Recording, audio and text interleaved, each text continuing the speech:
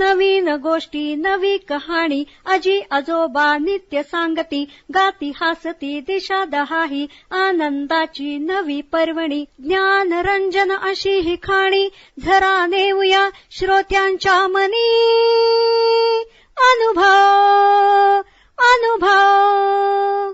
जनसेवा फाउंडेशन पुणे प्रस्तुत ज्येष्ठ नागरिकांचा रेडिओ आय रेडिओ अनुभव. राष्ट्रीय समाज रक्षा संस्था, सामाजिक न्याय व सबलीकरण मंत्रालय, भारत सरकार, मीडिया फॉर कम्युनिटी फाउंडेशन पुरस्कृत ज्येष्ठ नागरिकांसाठीचा आय रेडिओ अनुभव. प्रकल्प समन्वयक डॉक्टर आर श्रीधर आणि अलोक वर्मा. रेडिओ समन्वयक पूजा मुरादा, कौशल्या आणि साई सुधा.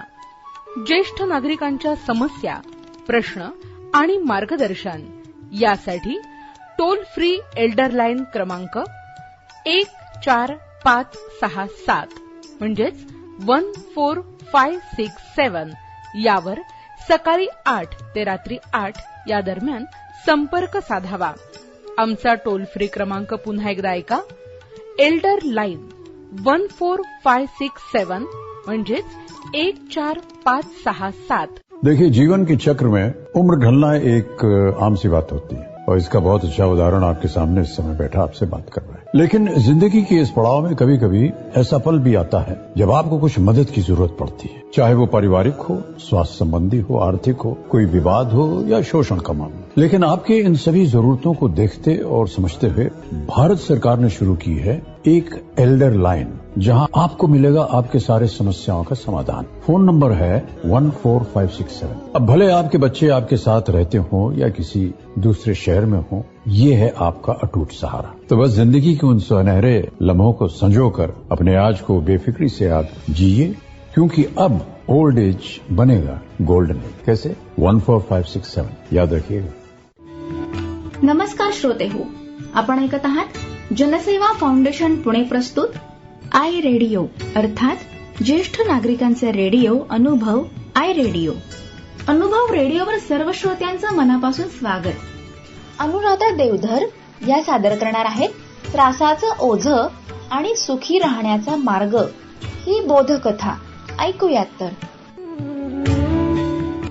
एक ऋषी आपल्याकडे येणाऱ्या प्रत्येकाचे शंका निरसन करत असतात, समस्येतून उपाय सांगत असत. त्यांच्याकडे आलेला कोणीही विनमुख होऊन परत जात नसे. त्यामुळे प्रत्येक जण आपल्या दुःखाची उकल करण्यासाठी त्या ऋषींकडे येत असत. एक दिवस एक व्यक्ती एक प्रश्न घेऊन त्या ऋषींच्या भेटीस आला. ऋषींच्या नुसत्या दर्शनाने त्या व्यक्तीचे मन शांत झाले. ही मनशांती सातत्याने अनुभवता यावी म्हणून या व्यक्तीने ऋषींना प्रश्न विचारला.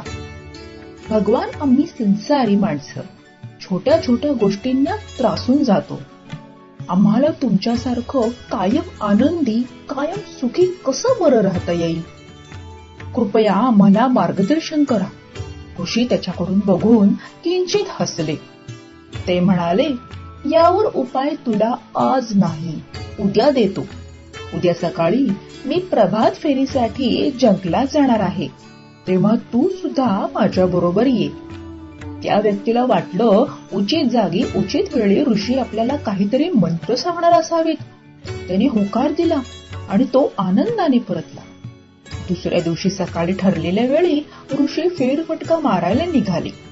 तेव्हा ती व्यक्ती वेळेआधीच हजर झाली आणि ऋषी सोबत चालू लागली. ऋषी शांतपणे चालत होते. व्यक्तीच्या मनात चलबिचल सुरू होती. ऋषी तो मंत्र कधी देतील याची त्याला उत्सुकता लागलेली होती.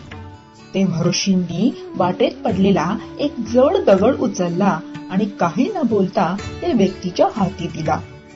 त्याने तो निमूटपणे हातात घेतला. दोघे चालत राहिले. ठराविक अंतर कापून परतीच्या मार्गाला लागले तरीही ऋषी काहीच बोलेना. त्याची चिडचिड होऊ लागली आणि दगड हातात धरून हात प्रचंड दुखू लागला. त्याचा संयम संपला. तो म्हणाला, भगवान, हे ओझं आणखी उचलत नाही. हा दगड आता खाली ठेवून देऊ का? ते पाहून ऋषी हसून म्हणाले, अरे, तू हातात दगड घेऊन चालतोय हे मी केव्हाच विसरलो. तुला त्या दगडाचं ओझं होत होतं तर कधीच टाकून द्यायचं नाहीस का? माझ्या सांगण्याची काय वाट बघत बसलास? पण भगवान, तुमच्या आज्ञेशिवाय मी खाली कसा ठेवणार होतो? असं म्हणत तो मनुष्य हतबल झाला.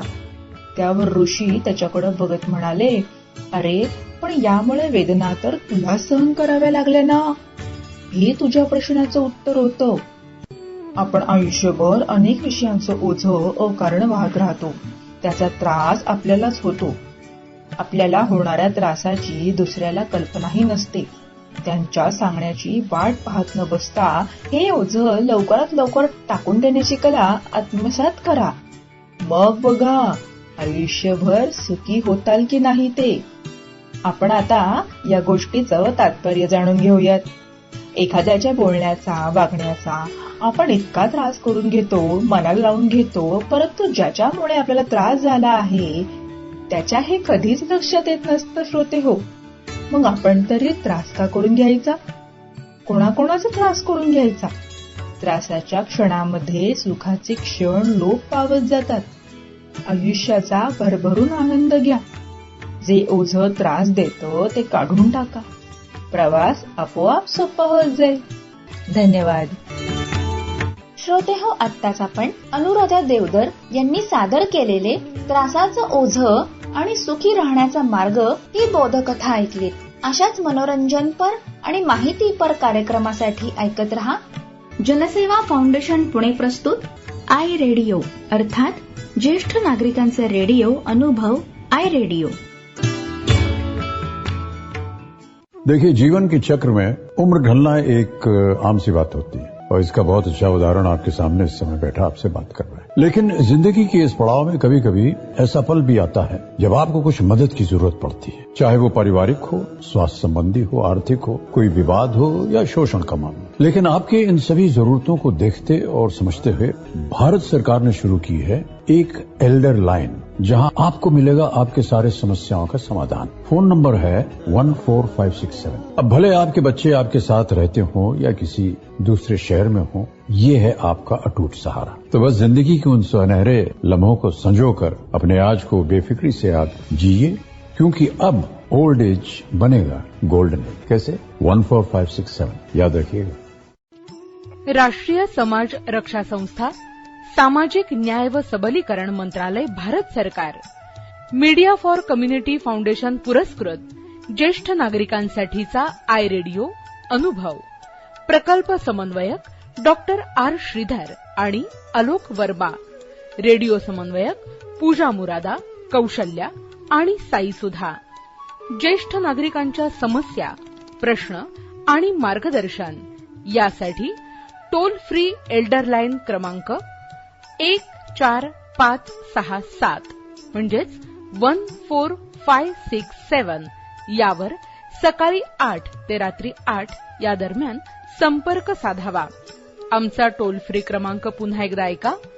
एल्डर लाईन 14567 म्हणजेच 14567. नवीन गोष्टी, नवी कहाणी, आजी आजोबा नित्य सांगती, गाती हासती दिशा दहाही, आनंदाची नवी पर्वणी, ज्ञान रंजन अशी ही खाणी, झरा नेऊया श्रोत्यांच्या मनी.